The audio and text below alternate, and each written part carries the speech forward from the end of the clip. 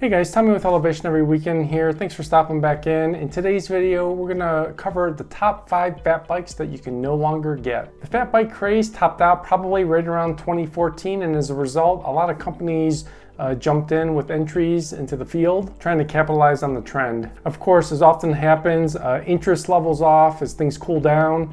And with fat bikes, a lot of people view them kind of as a niche bike, not the kind of bike that they're turning over in your quiver regularly, if ever. So the situation is people bought more and more bikes, interest declined, and you also had more and more entries, so you had that saturation setting in. So as a result of that, in the last few years, we've actually seen a lot of the fat bike entries kind of discontinued and fallen by the wayside. So even though we have lost a number of entries, these are the top 5 that I would like to own and consider as the most desirable that we have lost. And if you hang around to the end of the video, I am gonna have a bonus pick to add to the list and talk about a little bit. So if you followed my channel at all, you know I am a fan of Surly bikes, and I have 3 Surly bikes in my garage right now. One is a 2020 ice cream truck, a 2014 Pugsley, and a 2014 Surly Pugs Ops. So as a result of that, I think it's only fitting that we start with the first bike on the list, which is the Surly Pugsley. To me, the Surly Pugsley is actually kind of a surprise entry on this list that it's discontinued at all, because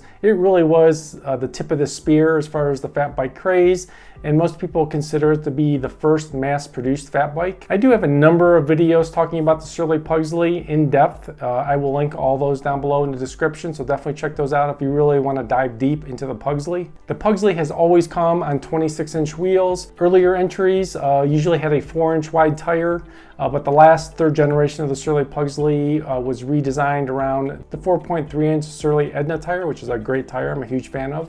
The first gen Pug started all the way back in 2005, and it was a frame-only option for several years. It wasn't until the 2nd gen Pugs came out around 2012 that it was being offered as a full bike option. And then the 3rd and final version of the Pugsley came out around 2018 and offered a significant redesign. The Pugsley has always been an adventure-focused bike, but the first 2 generations definitely had a little bit of a playfulness, and they could certainly be capable and fun trail bikes. As Surly added other bikes into the lineup that were more geared towards the fun factor and trails and things like that, they redesigned the 3rd gen of the Pugsley to be more of an adventure bike focus. So they lengthened out the wheelbase and the chainstays a little bit, made it more of a stable adventure type bike, good at carrying a load, things like that. And the Surly Pugsley has always had all the necessary mounts for bike packing and adventure touring, but they really kind of went all in on that with the last generation. So why did they kill it? Like I said, I never really would have thought that we'd have Surly without the Pugsley in the lineup. I think it really just came to be the case that, with the ice cream truck in the lineup and the Wednesday in the lineup, and these were bikes that were, more fun, more trail focused, still had all the bike packing mounts. I'm just not sure that the Pugsley in its last iteration, which did get significantly more expensive than earlier versions, I suspect it just probably wasn't competitive and selling well. Now, just my opinion, I don't have any inside information, but I do suspect that we will see the Pugsley again. I really think we're going to see it again in some version. Second on the list, and staying with the Surly theme, is the Surly Moonlander. It came out in 2012 and ran to about 2017. It's another bike that always ran on 26-inch wheels. The big difference with the Moonlander was that it had ultra-wide 100mm wide rims, so you could fit a maximum tire size. And at the time when it was announced, it came with 4.7-inch tires, which were huge. And then later did have 4.8-inch tires, and it could run, the biggest tires available once the 5-inch plus tires did come available. So in 2012, just as the Surly Pugsley was coming online as a complete bike, they also introduced the Moonlander at the same time.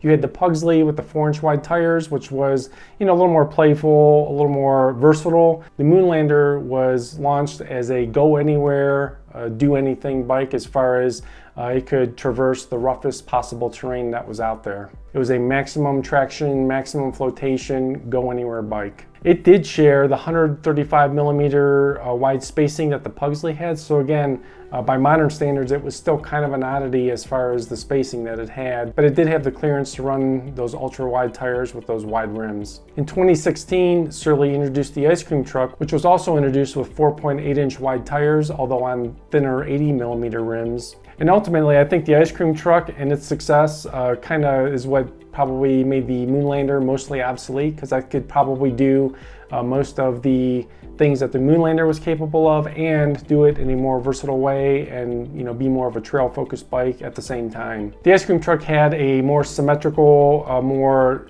typical design on the hub spacing, which I think was probably also more attractive to most people as well. And in that 2017 to 2018 timeframe, Shirley was redesigning the bikes. So the Pugsley and the ice cream truck both had frame redesigns. So I think that was probably a convenient time for them to just eliminate the Moonlander instead of leaving it as is, or invest in redesigning the entirety of the bike, when again I think largely the ice cream truck had sidelined it. So a Moonlander is still a bike I would love to own someday and just have as a just for fun bike. You don't see them around too often, and they do have that John Deere color scheme that I covet, and I would love to own one of those someday. Third up on the list is probably the bike that's the most rare, the most rarely seen, and that's the Moots Frosthammer. And it was around for a while. It had about a 10-year run from 2009 to about 2019. And what makes this bike unique, and probably the rarest bike on this list, is that it is a titanium bike, and it was made by a Colorado boutique bike brand. So it's a very high-end, costly bike. There's not a lot of information out there on this bike, but the titanium frame is definitely what makes it the most unique, and that's what Moots makes exclusively. And titanium has an amazing track record for the weight, performance, and durability, but it does come at a high cost. This bike was built around 26-inch wheels with 4.8-inch wide tires. Earlier bikes had a 190 millimeter wide rear spacing, but later bikes did adopt the current standard of 197 millimeter. I actually did reach out to Moots for this video just to ask them, being the type of company they are, if they would still accept a special order for a Frosthammer, and they did respond right away and just said no, they are completely discontinued, so it's not an option. So again, a very uncommon bike, a very stunning bike, a very expensive bike, but definitely a bike I would love to own someday. Fourth on the list is the Specialized Fatboy, which had a run from about 2013 to 2020. I think most people consider Specialized to be one of the big three, along with Trek and Giant, as far as the largest macro bike manufacturers in the world. And their entry with the Fatboy kind of split the difference between what Trek offered and what Giant offers. Trek was always pretty aggressive and progressive as far as they came out with the 27.5 wheel on the Fatbike side. They've always had multiple offerings in their line, including one with a front suspension and a carbon model. And Giant kind of took the other approach. They were a little slower to enter, and they entered with two more midline rigid bikes, which I think look great. But they were not nearly as aggressive as Trek was in their entry in the market. And Specialized kind of split the difference. They were in pretty early along with Trek. They started with an aluminum only frame first, and then later did come in with a high-end carbon frame. I was always impressed with the aluminum version because the welds were so clean and the paint was so good that at a glance or at a distance, it could easily be mistaken for a carbon frame. And it did come with 26-inch wheels and 4.6-inch ground control tires that they designed specifically for the Fatboy. And as I mentioned, their carbon version did really kind of borrow from their high-end carbon technology that they used throughout their other lines. It did come with 26-inch wheels, but smaller 4-inch tires, so it was definitely geared as more of a high-speed, more of a nimble bike. So even though I've never owned one, and I've never owned any Specialized bike actually, I was actually quite disappointed when I saw that they were discontinuing the Fatboy. You never really want to see one of the big three macro makers exit the market, because those companies are always big enough where they can actually make waves and influence the direction of things. And especially with the Fatboy, which was generally considered one of the better fat bikes on the market, so you definitely want to see those hang around when you have really good execution from a company on a fat bike. I'm not sure why Specialized chose to end the Fatboy. They never really said anything about it. Hopefully it'll come back. Maybe they're working on a redesign or something different for it, but it'd be great to see it come back again in some form or another and be available. But if you are looking for a used fat bike and you do come across a Fatboy, give it serious consideration, because again, they're highly regarded in the fat bike community. Okay, number 5 on my list, and this is probably the bike, if I had to pick one bike off this list, this is the one I would pick, and it is the Salsa Bucksaw. It had a fairly brief run from 2014 to 2018, and what makes this bike unique on this list, it is a full suspension fat bike. Salsa is well versed in fat bikes. In fact, they currently still have the Muckluck in the lineup, which is more of the bigger tire version, and they have the Salsa Bear Grease, which was the first carbon fat bike. And I do own the 2021 version of that bike, and it is a great bike. So they've always been all in on fat biking and adventure biking and really supportive to the community on that level. So it was really cool to see when they came out with the Bucksaw, which was again a full suspension fat bike. The Bucksaw had 100mm suspension travel front and rear. It could run up to a 4-inch wide tire in the back. It could go bigger in the front, and it came on 26-inch wheels. Even though it was a fat bike, it was really focused as a dirt rock trail bike that just happened to be fat. It wasn't really designed for max flotation and snow riding, although you could certainly do some of that with it. But it was really geared as a maximum traction, full suspension fat bike. It did come out in 2014, again, right at kind of the height of the fat bike craze, and it launched with 2 different versions. Both versions were mostly aluminum frames, although they did have carbon seat stays. The higher spec version came in at $5,000, and the lower spec version was at $4,000, so both were very expensive bikes. Both bikes did ship with a dropper seat post. Again, they are trail bikes, so they definitely got that right. And the front spacing was still the standard today of 150mm wide. The rear spacing was 177mm wide, which is more common these days, but was more common back in 2014 when it was released. But it did limit, the tire size that you could run on the bike. Both bikes shipped with Surly Marge Light wheels and 120 TPI Surly Nate tires. So definitely a good durable wheel and tire setup, and definitely offered great traction, but probably not the lightest and most refined setup, certainly based on my own experience with those wheels and those tires. Later in the run, they actually did release a full carbon version, which would be the one I would want. But again, it was an even more expensive bike, running from $4,500 to about $6,000, so definitely even higher end. So again, my guess is that just being a very niche, specialized bike at a very lofty price point, it was just something that just really didn't catch on and couldn't sustain a business case long term.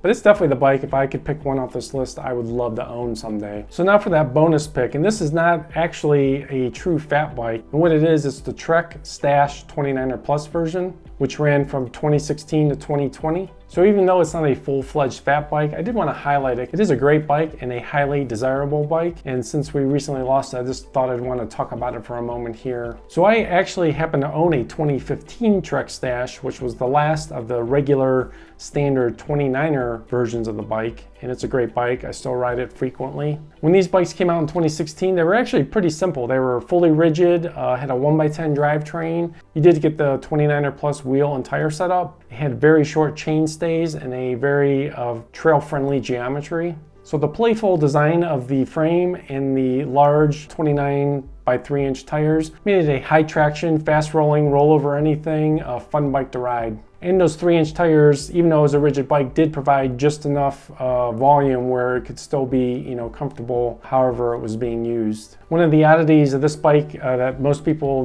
notice right away is the asymmetrical chainstay design. Trek actually calls it a midstay, and the chainstay actually runs up and over the top of the chain line on the drive side, which again really facilitates getting that rear tire tucked up under the bike. In later versions, they actually started to offer things like front suspension, carbon frame, and it culminated with them offering the full Stash, which was a full suspension Trek Stash with 130mm of travel front and rear. Unfortunately, in 2020, Trek pulled the plug on the Stash. I'm guessing it's just a common theme of it being kind of a niche bike and getting progressively more complex and more expensive, and it probably just did not sustain a business case. Again, they're super fun, super versatile bikes. Definitely a bike I always had on my wish list. My regular 29er version has been so good that I definitely don't have any qualms about the build quality of the bike, and always thought it'd be a great one to own. Now, despite the Stash being discontinued, the essential elements of the bike do kind of still live on in the Trek 1120, which is a single offering that they have that is bike pack focused. It comes fitted with racks front and back. It's rigid only, aluminum only, but it's essentially the Trek Stash frame and still rolls on 29 plus by 3-inch wide tires. So I hope you found my list interesting. If there's any bikes that we did lose in the last 10 years or so, and you feel like that they should be on this list, definitely drop a comment down below as far as what bike that's no longer available that you covet or wish you could get. If you enjoy the fat bike content I've been bringing you, or want to follow my fat bike adventures for this year, please share the video, drop a like down below, and please subscribe to the channel. It really does help out. Thanks a lot and have a great day.